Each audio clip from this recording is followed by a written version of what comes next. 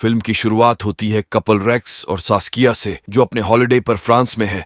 सास्किया अक्सर देखे गए अपने सपने के बारे में रेक्स को बताती है, जहां अपने सपने में वह किसी गोल्डन एग में है, जहां एक और एग उससे टकराता है। रेक्स अक्सर ये बात सास्किया से सुनता था, तो वह उस पर ज्यादा ध्यान नहीं देता। आगे फ्यूल खत्म होने के कारण उनकी गाड़ी बीच टनल में रुक जाती है। काफी अंधेरा होने के कारण सास्किया थोड़ी डर जाती है। उसे उसी हाल में छोड़ रेक्स फ्यूल लेकर आता है। लंबी ड्राइव के बाद अपनी थकान मिटाने दोनों ओपन स्पेस में रुकते हैं, जहां बहुत से टूरिस्ट होते हैं। डरी सहमी सास्किया से रेक्स प्रॉमिस करता है कि वो फिर कभी भी उसे कहीं अकेला नहीं छोड़ेगा, और यादगार के लिए वही एक पेड़ के नीचे 2 कॉइन दफना देते हैं।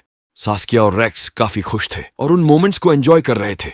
सास्किया पास के शॉप में ड्रिंक्स खरीदने जाती है और फिर कभी वापस नहीं आती। रेक्स काफी ढूंढने की कोशिश करता है, लेकिन सास्किया का कोई पता नहीं चल पाता। फिल्म के सेकंड एक्ट में हम इंट्रोड्यूस होते हैं रेमंड लेमोर्न से, जो कि केमिस्ट्री का एक प्रोफेसर है। यहाँ हमें रेमंड की स्टोरी दिखाई जाती है, जो सास्किया के गायब होने के कुछ दिन पहले की है। रेमंड अपने फैमिली के साथ रहता है, जिसमें 2 बेटियां और बीवी है। आगे मूवी में दिखता है कि रेमंड ने एक ऐसी जगह पर घर लिया है जहां आसपास कोई दूसरा घर नहीं था। उस घर में रहने वालों की आवाज किसी को सुनाई न दे, उसके लिए वो अपनी फियन मिली को वह लाता है। फिर अपनी बेटी को मकरड़ी से डराता है। बेटी की डर से चिल्लाने की आवाज ज्यादा दूर तो नहीं जा रही, यह भी कंफर्म करता है। यह सब वह लड़कियों को अगवा करने की प्लानिंग का अलग अलग तरह से रिहर्सल करता है। क्लोरोफॉर्म का असर कितने वक्त होता है, ये देखने के लिए वो खुद क्लोरोफॉर्म सूंघ कर स्टॉप वॉच लगाकर चेक करता है। लड़कियों को गाड़ी में कैसे बुलाना है, क्या बातें करनी है, प्रैक्टिस करता है। 2-3 बार वो लड़कियों को किडनैप करने की कोशिश करता भी है, पर उसे उस टाइम तक कोई कामयाबी नहीं मिलती है। अपने लोकल एरिया में किडनैपिंग की कोशिश में सफलता न मिलने के कारण वह उसी एरिया में पहुंच जाता है जहां बहुत से टूरिस्ट आए होते हैं, जहां रेक्स और सास्किया भी है। हम इन सब बातों से समझ जाते हैं कि सास्किया के साथ क्या हुआ होगा।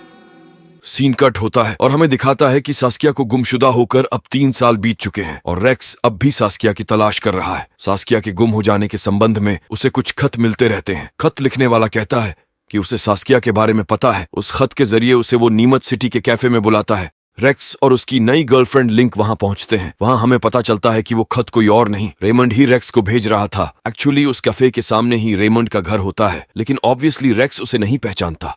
एक दिन रेक्स भी वही सपना देखता है जो अक्सर सास्किया देखती थी, और वह भी अपने आप को किसी गोल्डन एग में फंसा देखता है। रेक्स की अपनी मानसिक स्थिति इस कदर खराब हो चुकी थी क्योंकि सास्किया के ख्याल से ना तो वो बाहर निकल पा रहा था और ना ही उसे कुछ सुराग मिल पा रहा था। सास्किया की यादों से रेक्स कभी बाहर नहीं आ पाएगा। ये देखकर लिंक उसे छोड़ चली जाती है। परेशान रेक्स टीवी पर अपील करता है कि मुझे अब सास्किया जिंदा है या नहीं, इससे कोई फर्क नहीं पड़ता, और जिसने उसे अगवा किया है उससे मुझे कोई बदला नहीं लेना। लेकिन मैं सिर्फ इतना जानना चाहता हूं कि आखिर सास्किया के साथ हुआ क्या था। एक दिन आखिर रेमंड रेक्स के सामने आता है और अपनी किडनैपिंग की बात कबूल करता है। रेमंड कहता है, मैं तुम्हें सब कुछ बताऊंगा, लेकिन तुम्हें मेरे साथ ड्राइव पर चलना होगा। रेक्स को रेमंड की बातों पर भरोसा तो नहीं था, पर वो ये जानना चाहता था कि सास्किया, जिससे वो इतना प्यार करता था, उसके साथ आखिर क्या हुआ था। इसलिए रेक्स बिना पुलिस को बताए रेमंड की बात मान लेता है और उसके साथ चला जाता है।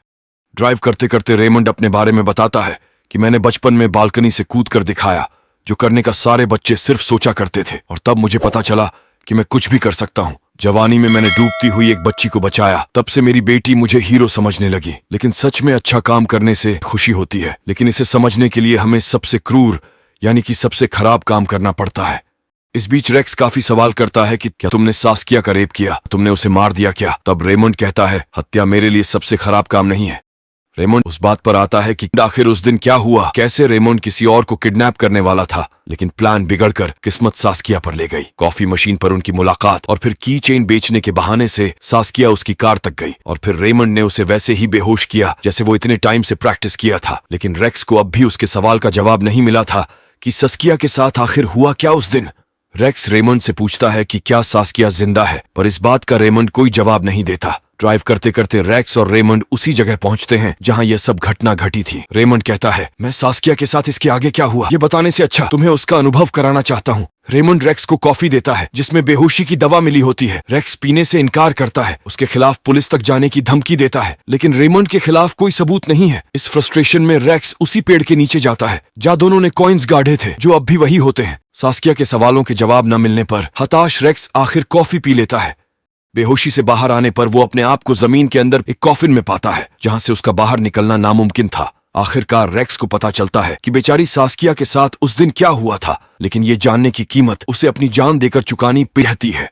स्टोरी देखें तो अंत तक हमें बांधे रखती है, अपने सस्पेंस को सस्टेन करके रखती है, तो अंत में हमें उतना ही इमोशनल कर देती है। फिल्म को देखते समय हमें काफी सारे सवाल आते हैं, जिसके कुछ जवाब तो फिल्म के अंत में हमें मिल जाते हैं, लेकिन कुछ सवालों के जवाब फिल्म खत्म होने के बावजूद हम उसे आसानी से देख नहीं पाते, जैसे सास्किया और फिर रेक्स के द्वारा देखा गया ड्रीम और रेमंड की मानसिकता के पीछे के पहलू को हम आसानी से समझ नहीं पाते। सास्किया अक्सर द गोल्डन एग का सपना देखा करती और उसका एक रिप्रेजेंटेशन था जो वो टनल में गुजरते ट्रक के हेडलाइट में देखती है। तो कहीं ना कहीं उस सपने का इम्पैक्ट रेक्स पर भी था, जहां उसका रिप्रेजेंटेशन हम टनल से बाहर निकलते समय देख पाते हैं कि रेक्स पहली बार में उसके सपने पर उतना ध्यान नहीं देता है, लेकिन सास्किया के गायब होने के बाद वो सपने पर ज्यादा ध्यान देने लगा। और ये एक बेसिक ह्यूमन बिहेवियर भी है। इस तरह बार बार ध्यान देने के कारण वहीं सपना रेक्स को दिखता है और उसी सपने की प्रतिकृति हम उसके अंत में देखते हैं, जहां दोनों को जिंदा जमीन में गाड़ दिया गया। मतलब वो दोनों ही वो गोल्डन एग थे जो टकरा कर मर जाते हैं। रेमंड की मानसिकता को जब हम समझने की कोशिश करते हैं तो हमें पता चलता है कि रेमंड बचपन से एक सोशियोपैथ है, और जब रेक्स से कहता है कि killing is not worst thing for me, तब हमें कुछ अलग सोचने पर मजबूर करता है। और हमें पता चलता है कि रेमंड क्लस्ट्रोफोबिक भी है, जिसके क्लू हमें मूवी में मिलते हैं, लेकिन शुरुआत में हम उसे समझ नहीं पाते। जैसे रेमंड हमेशा कार की विंडो खुली रखता था, कभी सीट बेल्ट यूज नहीं करता था, जहां एक जगह उसकी बेटी पूछती है कि आपने खिड़की क्यों खोली।